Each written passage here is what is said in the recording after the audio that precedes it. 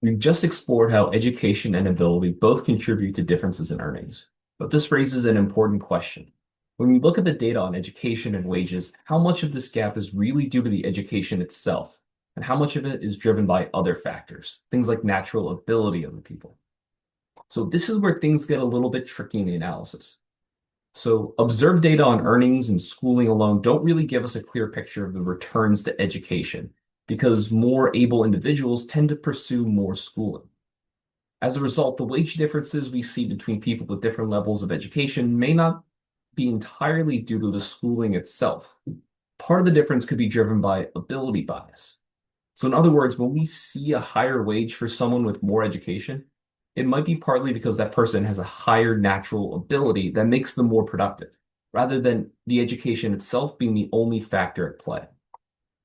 So as we move into this topic, we'll take a closer look at how unobserved ability differences affect the estimates of returns to education and how this contributes to the wage gap. So why should we care about the ability bias? It can prevent us from making mistakes in our analysis and in policy.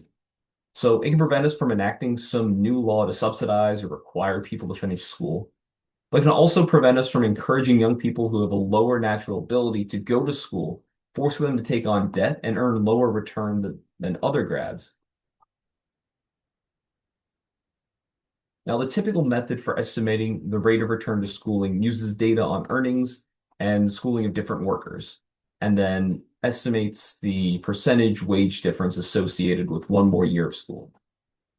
Importantly, we have to take a worker's characteristics into consideration. So to do that, we include individual level controls that account for some of the worker differences. So that's the other variables in the equation here on the slide. They're sometimes still called the Mincer variables, or the entire regression is called the Mincer equation because of Jacob Mincer's work from the 50s up until his book in 74 about workers and estimating the rates of returns. Now, these variables typically include easily available data like sex, race, ethnicity, and age, and then often age squared, because there's that nonlinear relationship of earnings over time. The consensus estimate of the rate of return to schooling in the United States was probably around 9% over the past 2 decades. So schooling seems to be a good investment. I think something that's really important to consider is that the returns to education don't increase linearly, meaning that completing first grade doesn't add as much income as completing 12th grade, or as much income as completing 3 years, but not 4 years of your bachelor's degree. So requiring students to complete high school might have a different impact than getting more students to go to college, or requiring students that start college to finish. All the different levels of education might have different impacts. Now, observational data has serious shortcomings, but we can get creative and find some evidence. Like I said, you can often not tell how much education is revealing natural ability versus how much is created by schooling, just by looking at observational data. Now, I don't think it's controversial to say that math is difficult. A lot of people find math hard. So you need to be somewhat smart already to get a math degree. But when you get a math degree, you also learn quite a bit. So you have kind of both going on at the same time. And then what we're trying to do, or what economists try to do when they study this, is disentangle how much of that is the natural ability to start with versus how much of it was what they actually learned, the human capital development that we were talking about earlier. So because it's so difficult to use observational data to do this, economists have been relying on natural experiments, even actual experiments and randomized control trials, which have gotten big in recent years. So natural experiments are something that happens. It could be a policy change, or it could be just an unexpected event that kind of splits groups up randomly. And we can analyze the difference between those two groups, and it's as if we conducted an experiment, or almost as if we conducted an experiment. It's not perfect, but it's pretty close. They sometimes require some creativity to spot or to pull out a subset of people from that are involved in that natural experiment that could be either the treatment or the control group and be appropriate for that. Now, experiments have also grown in popularity in recent years. In 2019, the Nobel Prize went to Vangery, Duflo, and Krenmer for their work on randomized control trials. These RTC or RCTs can be a useful way to identify the effect of education itself and remove the effect of other personal attributes. But they can be really difficult to design and implement, especially in a country like the United States. I put some classics on here as some of the past work that gets cited very often and that was considered really important in the returns to education space. This is by no means an exhaustive list. A real literature review would be like hundreds and hundreds of papers.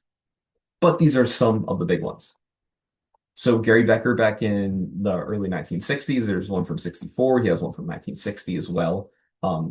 Uses US data to report rates of returns. He did so as a percentage. He found it was about 11% for college education, originally focusing on college.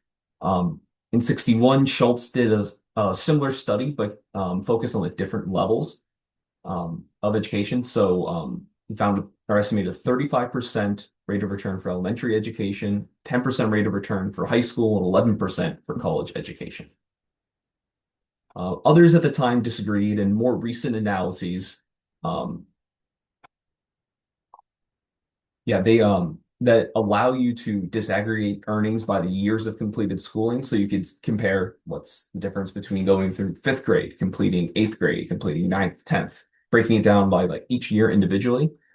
Had questioned the linear nature of earnings. So there was some work that did estimate that it was, kind of in a linear nature. There's been other work that says it's not linear. Card in 2001 provided a rigorous test of the screening hypothesis by taking advantage of natural experiments. So things like changes in school leaving age or in college openings. Now, by and large, while some evidence of weak screening was found in that research, education is generally associated with higher earnings due to productivity, based on Card's work.